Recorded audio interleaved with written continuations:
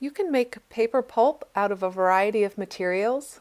I shredded up construction paper, cardstock, paper bags, newspaper, and drawing paper for this particular experiment.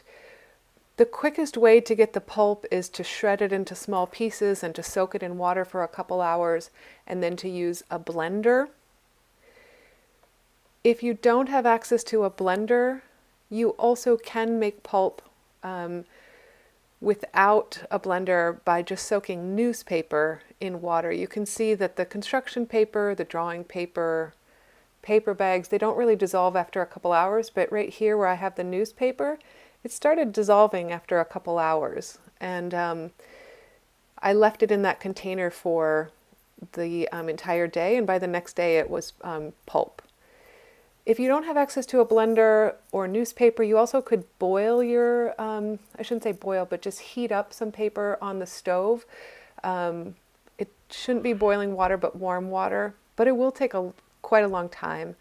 This next shot is after about 45 minutes to an hour, and it's starting to dissolve a little bit, but it still would have a ways to go.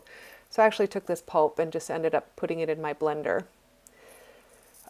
Here I am starting just from some soaked paper in a blender. Make sure that you don't try to put a whole bunch of paper in your blender at once, or you can burn the motor. So you usually do it in smaller chunks, maybe just a handful at a time, and it will get you quite a bit of pulp.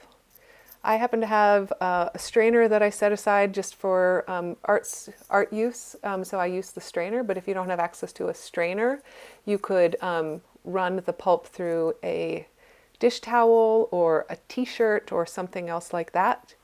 The other thing just to know about this pulp, because I'm showing you how to work with pulp that doesn't have a binder in it, glue or flour, you'll want some water left in the pulp. The water is going to add just a little bit of plasticity and malleability to the pulp so that you can shape it.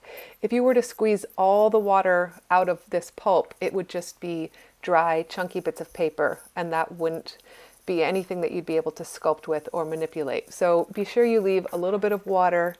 In the next video, I'll show you how you shape the form and then remove the water through using towels or squeezing it out or through other methods.